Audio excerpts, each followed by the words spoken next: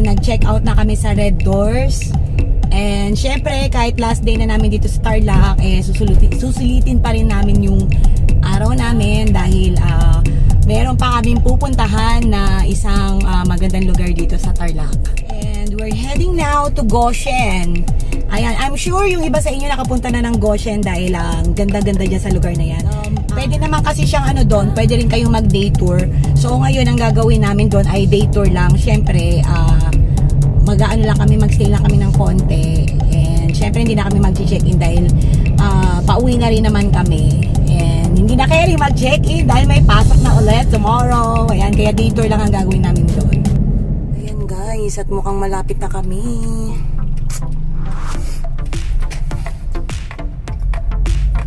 Ito sa Goshen. And may nakita na akong karatula na this way to Goshen Resort. Lubak-lubak is real. Ayan na, ramdam ko ang pangalubak.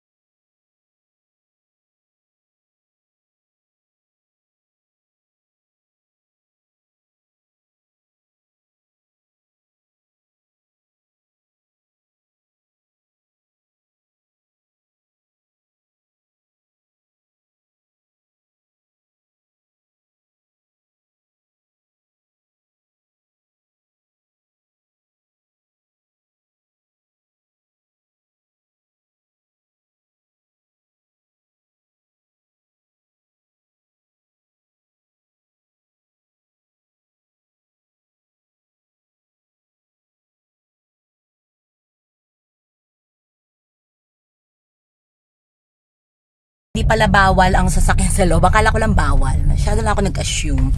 Anyway, nagbayad na kami dun sa guard ng 150 per head. And binigyan kami nito.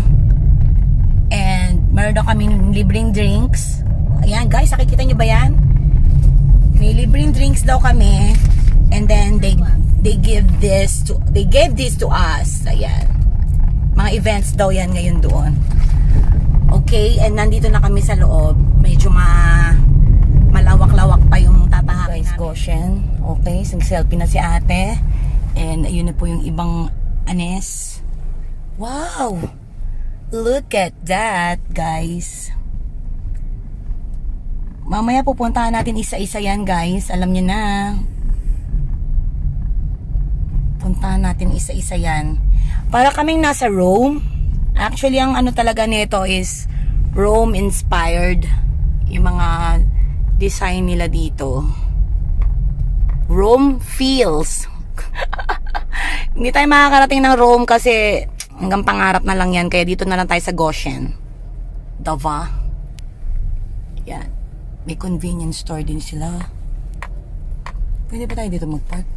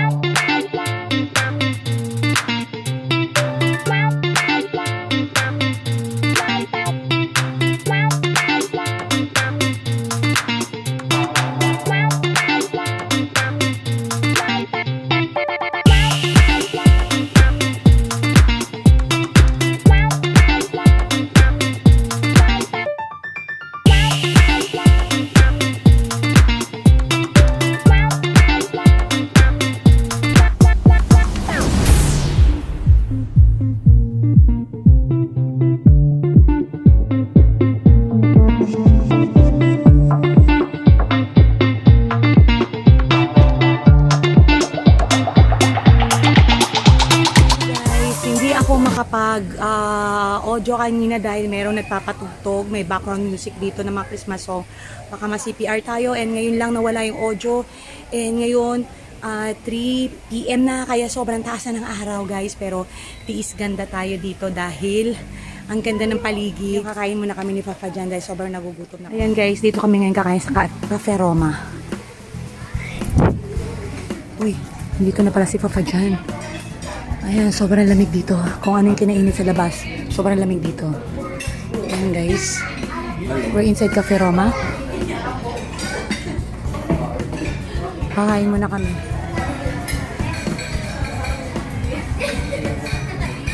Guys, hindi na rin kami kakain dito kasi mahal.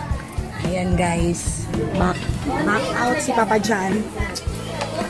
Nag-back out siya kasi parang hindi naman daw masarap tapos parang mahal. Kaya hanap na lang kami ng ibang mga kainan guys. Ayan na guys, si Papa Jan dahil nag-walk out siya sa Cafe Rom. Saan na lang tayo kakain? Best chicken. O, sa Best Chicken na lang daw kami sa may bandang Pampanga dahil yon medyo sulit ang pagkain doon tsaka masarap. And hindi pa naman kami nakakain doon kaya try namin ngayon doon guys. So, hi! Sobrang kapoy kaayo direday. Ayan guys, so eto na lang ang nabili namin. Ano ba to? Cucumber lemonade. Ayan. Kasi ayoko na ng milk tea dahil mas ang ingay mo naman.